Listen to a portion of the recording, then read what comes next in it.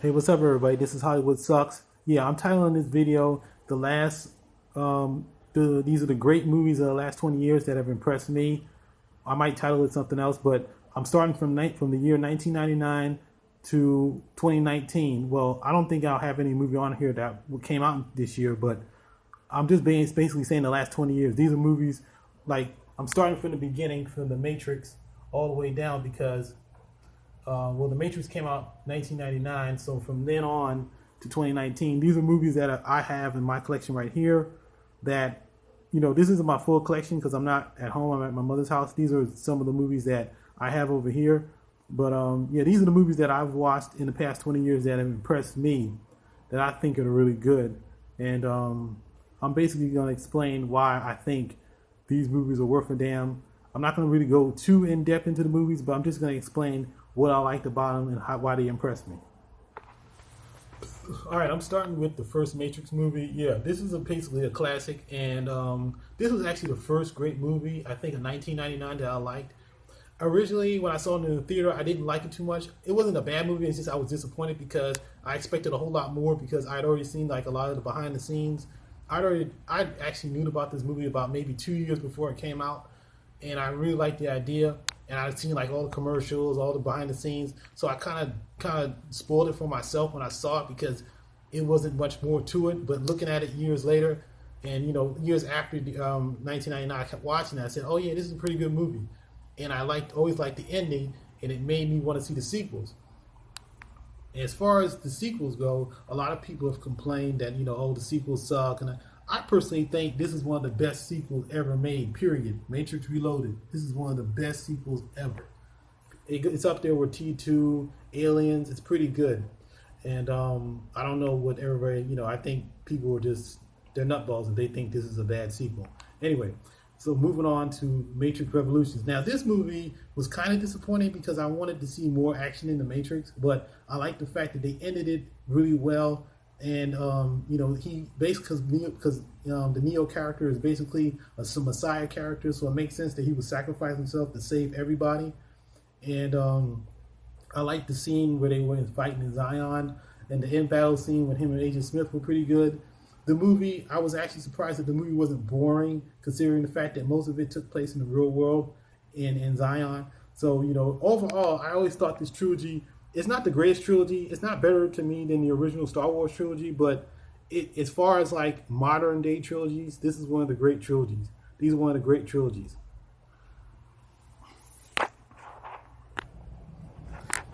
Okay, the next one is Spider-Man. This cover says Spider-Man 2, but if you look inside, if I show you, it's Spider-Man 1 and 2. I actually think both movies are pretty good. They're solid superhero movies. I didn't like the third one that much. For me, as far as the Sam Raimi movies, it pretty much ends with Spider-Man 2. Spider-Man 3 wasn't terrible, but it doesn't complete the trilogy for me in making it really a viable trilogy. I pretty much prefer, Spider-Man 1 and 2. Because if you get the cover, I got part 1 in here, and then it's part 2. So it's basically the same thing. Yeah, so let me go down. Now, this movie right here, I think is pretty good. I, Robot with Will Smith. It's one of the few Will Smith movies that I really, really like as far as like science fiction. It's got a good story. It's got decent action, and it's not boring. It has a good twist at the end. It's sort of like, it's a little predictable, but at the same time, I just like the whole premise of the robots, feeling like, they feel like they were being profiled, in the character that Will Smith plays. He's sort of like a bigot towards robots, but at the end he learns he learns that it's not about robotics, it's about humanity. And all right, the next movie is Denzel Washington in The Book of Eli. I'm not counting I Am Legend. The only reason this is here because this is a double feature disc. I really didn't like that movie too much. I actually thought it was kind of boring, and the ending was kind of corny. And these are both like post-apocalyptic movies. This movie is much better than this movie, and I'm a big fan of Mad Max, and the Road Warrior, and I like Denzel Washington, and I like the action scenes in it. The ending with it to this movie was kind of silly, but it did drag a little bit in the third act. But it did lead to something. He did eventually do what he said he was gonna do in the movie, and like I said, it was I like Denzel's character. I like the way he portrayed himself. He sort of like was this stoic nomad running around. He had to get the book to the West Coast or whatever. And I like Gary Oldman as the villain. I didn't care much for Mila Kunis in the movie, but she didn't really distract from it. But yeah, this is a great action movie. Like I said, it drags a little bit at the end towards the third act, but it does lead to something. And I like the fact that yeah, spoilers, Denzel dies in it, and he kind of fulfills his purpose. All right, so moving on. Yeah, this is Gone Girl. This was the movie with Ben Affleck, where back in I think it came out 2014. This was based off the novel where people think he killed his wife or something like that. His wife is missing. Yeah, this movie is this is a David Fincher movie, the guy who did Fight Club and Seven, and yeah, this movie is really twisted. That's the only reason I like this movie, because it's twisted as hell. When I first saw it, I really was kind of tired of watching his movies because I didn't like Zodiac, I didn't like Benjamin Button. I didn't watch Social Network or whatever that other movie he did. Yeah, Girl with the Dragon Tattoo. I wasn't interested. I was I like a lot of his '90s stuff, but this movie right here was pretty good because the twist at the end of the movie really got me, and I really liked it a lot. Yeah, this is a good thriller. This is a good what really happened. And let me go down. This is an old movie. This came out in 1999, same year as The Matrix. House on Haunted Hill. It's like a low budget horror movie, but the only reason I like it because it's dark and it's twisted. It's really not that scary. Like I said, horror movies don't scare me that much. But yeah, I like the cast. The cast was entertaining. The director pretty much knew how to deal with the cast. The movie doesn't drag. It's not boring. There's a little twist at the end, but it's really not much of a twist. But it's I think this is from the people who did Tales from the Crypt. Like, they did this movie. This is a remake. Actually, this is a remake of an old black and white movie. And yeah, so I never saw the original movie, but this is pretty. I thought it was pretty entertaining. So I don't know. You can check it out. This is one of the last great Arnold Schwarzenegger movies. Because ever since this movie came out in 1999. Also, this movie is pretty good. I thought it was I remember when this movie came out, I really wanted to see it really bad. And it was a lot better than I thought it was. It was actually a thriller more than just a shoot 'em up. And like I said, Arnold hasn't really been good since this movie came out. I mean, maybe Terminator 3 was okay, but he hasn't really made a movie that's really been that good, this good since. Like I liked Gabriel Byrne. When he played the devil, that was pretty good. He was pretty convincing as a bad guy, as a villain. He usually is because he plays good villains. Yeah, but this was yeah, this movie actually surprised me how good it actually was. Yeah, this is like the last great Arnold Schwarzenegger movie. He really hasn't done anything great since that time. The Terminator movies have gotten worse over the years, so why bother? Anyway, next movie. I'm not that big of a Natalie Portman fan, but I pretty much like this movie because of the main character, V, right here. Right here, he's the reason why the movie works, and the guys who did The Matrix did it. So I had some expectation that it would be good. I just like the movie because I like it. It has a lot of important themes. It deals with, totalitarian government, individuality, and being free from it. And plus, I liked a lot of the action scenes. The only thing I didn't like about this movie was that the V character was kind of invincible and nobody did anything to stop him. But I guess the whole point was that the government was so evil and so bad they just needed to go. And yeah, I still thought it was entertaining. She was pretty good in it. I actually liked her in it. She's a lot better in this than she is in Star Wars. Yeah, so that's that. Yeah, good for the guys from The Matrix. This is a movie that only reason I really like this movie is because I'm actually a big DMX fan and I like Jet Li, and I remember watching Romeo Must Die at the time when it came out in like 2000. It was pretty good, but I ended up liking this movie better because unlike Romeo Must Die, it doesn't drag. It doesn't drag because Romeo Must Die is, like, in my opinion, is too long. It drags a little bit, and the plot of the movie was kind of, it's kind of here or there. This movie, the plot is pretty much simple. DMX's daughter gets kidnapped, and he needs Jet Li to help him and stuff like that. So and I like the UFC fight scene in the cage, and I like the scene where DMX is on the quad, the ATV. And this is one of the few Jet Li movies that are pretty entertaining from start to finish. You can't.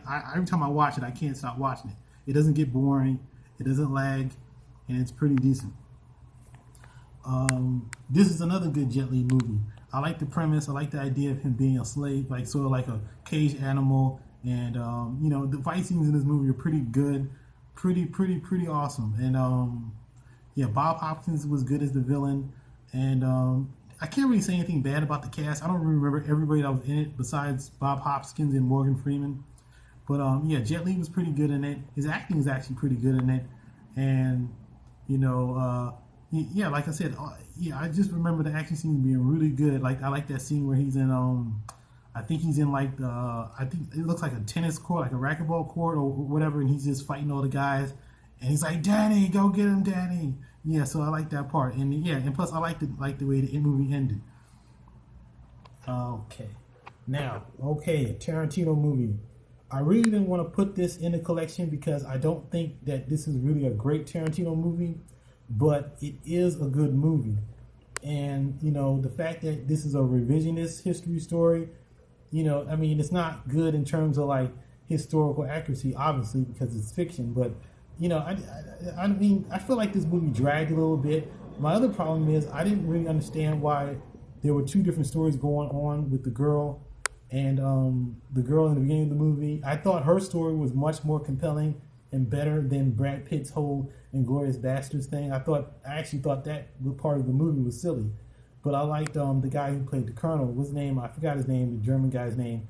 The guy who plays the villain, the Colonel character. Yeah, he was pretty good. All right.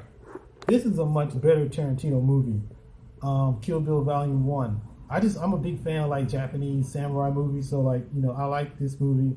And even though the action scenes are over the top, it's still good. I'm not that big of a fan of Part 2 because I think it's kind of boring. And I felt like, the ending fight scene there should have been more instead of that whole one finger punch thing. But overall, this movie has decent action, it's good suspense, and like I said, it has some really good fight scenes.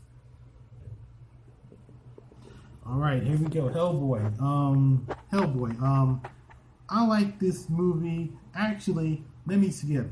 This movie I like better than this movie. So in a lot of ways, this is actually one of the few sequels better than the original. Let's talk about both of them. The reason why I like the Hellboy movies is because they kind of have like a Tim Burton-esque type of quality to them. And Guillermo del Toro, he's a really good director. I don't care what anybody says. He's a really good director. And he has a really creative visuals in his movies. And a lot of his stuff looks really original. It doesn't look like something. See, this is what I mean by Marvel stuff is so bland, because everything looks the same in a Marvel or an MCU movie anyway. Whereas you look at Hellboy, from this movie to that movie, there's totally different creatures, totally different villains. I mean, it's just totally different visual styles, even though it's the same director. It just looks like you're looking at two different movies. Whereas if this were made by Marvel, if these two movies were made by Marvel, they would just look the same and boring.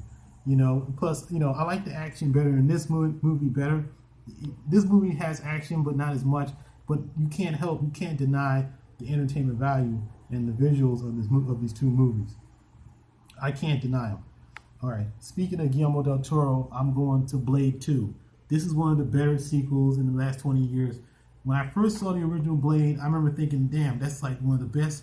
That movie is probably one of the best comic book movies ever made. Definitely one of the best movie experiences I've ever had, the original Blade. I didn't see this in the theaters when it came out, but when I finally saw it, I said, damn, this is awesome. This is, and just like Guillermo del Toro, everything in the movie looked fresh and original. It didn't. Originally, I thought Blade 2 was gonna suck because I thought, oh, they're probably gonna do the same crap like they did in the last movie. They actually did a lot of new things in this movie, and plus the Reaper characters were pretty interesting villains. I thought they were gonna just go with another vampire generic. No, Guillermo del Toro, he stepped it up. He stepped it up on this one. All right. Live Free or Die Hard. Now, this is what I said. I said in my video about the PG-13 rating. See how they have the PG-13 or the unrated version. Like I said, when this movie first came out, I didn't want to see this in theaters because I said, who wants to watch a PG-13 Die Hard movie? But luckily, they had an uncut version. So this movie actually worked on the unrated version level. I mean, to this day, I haven't watched the PG-13 version. So I just stick with the R-rated version. It's not the best Die Hard movie, but it's definitely entertaining. You know, I like the villain in the movie, and Bruce Willis did what he does best. And I like the chemistry between him and the hacker guy. I think was his name. He was in Jeepers Creepers. Yeah, I liked his chemistry with him. Yeah, it pretty much has and it has some really good action scenes. So, yeah, this is way better than the last Die Hard movie they did with Part 5. That was horrible. Yeah, so I go with this one. This was a movie I like watching. Yeah, Swordfish. This movie, a little bit, you know, I put this up here because, only reason I put this on is because I always liked that scene with the bus in the air, and I've always been impressed by that scene every time I see it. And plus, you know, I like Hugh Jackman. I like Hugh Jackman in the movie. Got Don Cheadle, John Travolta, Halle Berry. I like them all. There was no real bad performances in this movie, and the movie's pacing of the movie is pretty fast. It's not long. It's basically a heist movie, but it's not boring. Plus, the explosion scene in the beginning was pretty impressive. And yeah, so I wrote with this. This is like a good caper film, good action. And I like the scene with John Travolta. He gets into the chase scene / shootout. That was pretty good. Yeah, and the twist in the end was okay, but it really wasn't nothing special. Okay, next movie. All right, here we go. Fast 5. Now, this is another movie caught up with the PG-13 problem. This is what I mean. They always put out movies PG-13 and don't put them out right. This movie right here is pretty good. Now, I know one race you talked about, oh, well, you know, you never seen Fast 5. Trust me, I've seen the Fast and the Furious movies. This is a good movie. The unrated version is a good movie. And it's basically rated R, and it's pretty decent. But like I said, I always felt like this should have been the last Fast and the Furious film, because character-wise, there's really nowhere else to go for them. Because ever since Part 6, it's been like a Bond series. But this was really the original. In my opinion, this series should have ended with this film. I like the other movies, but this movie right here is probably one of the best Fast and Furious movies. It pretty much sums up the whole entire series in a nutshell. Okay, all right, going down. This movie right here, the only reason I put this up here is because the movie has a really epic scope, and the action scenes are pretty good. Matt Damon, I'm not that big of a Matt Damon fan, but I do like the fact that this was a Hong Kong movie, and he's in it, and the action scenes with the wall, with the creatures. I just couldn't get enough of it. When I saw it, I said, "Damn, this shit is awesome." And you know, I mean, it's not the greatest movie ever, but those action scenes, those battle scenes are just amazing. I can't get over them. Okay, now this is one of my favorite movies ever. Right here, I don't know how many people have watched this movie. Like I said, the PG-13. They always playing with the PG-13. This movie right here, when this movie first came out, and I found it was PG-13, it sounded corny. But then when it came out on DVD, they had the director's cut. I bought it right away, and when I bought it and I looked at it, I said, "Damn, this movie's awesome." You know, this movie is because at the time I was a big Gladiator fan. Because I don't have Gladiator on this collection, because I don't have that on DVD. But this is the movie that I have. This is let me put it to you this way: if you've never seen Gladiator, or if you don't like Gladiator, or if you don't have that in your collection, you gotta have this in your collection. Because this movie has got great battle scenes, it's got great acting in it, and you know, historically, it's better than most of these type of movies. Because most of these movies, all the actors usually sound British. In this movie, all the British characters sound British. All the Roman characters sound Roman or have an Italian accent, and all the Nordic characters, like the villains in the movie, the Saxons, actually sound like they're from Northern Europe. I like the historical accuracy of it all. You know, like the way, and it just has real good tension towards the end battle scene. And the end battle scene is one of the best battle scenes ever. Yeah. All right. So then, all right. Now, this is another movie that I like. I'm not a big fan of Wahlberg. There's probably 2 or 3 movies that I really liked him in. This is one of them. I like this movie because it was like a real good conspiracy theory type of thriller, and it had good action scenes, and like this movie right here, it just had really good tension and real good suspense. Like I said, there's only he's terrible in the Transformer movies, but there's only 3 movies I can think of that he's really good in that I like. The first one was the movie Fear. The other one is the one he did with Tyrese. I think it was called Four Brothers, and I think there's another movie he did that I liked. All right, I don't know. Maybe it's just this movie. I don't remember. But anyway, these are the movies. Like, these are the movies that I've seen in the last 20 years that I think that are really good that I have in my collection. Plus, I have the Matrix trilogy right here. I took it back. So these are the movies that I think that are pretty decent and awesome, and you should watch them. All right, later.